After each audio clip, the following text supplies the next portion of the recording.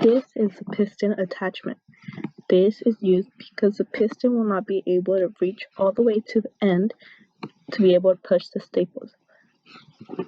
So this attachment is just a basic box.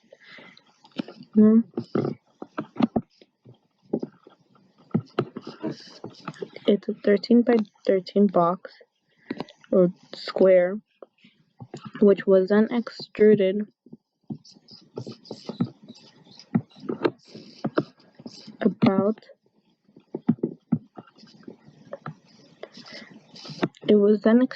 26 millimeters. So now it is an actual box.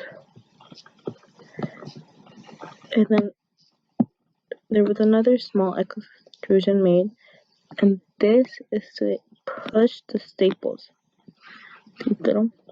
These little extrusions here are so I could push the staple better.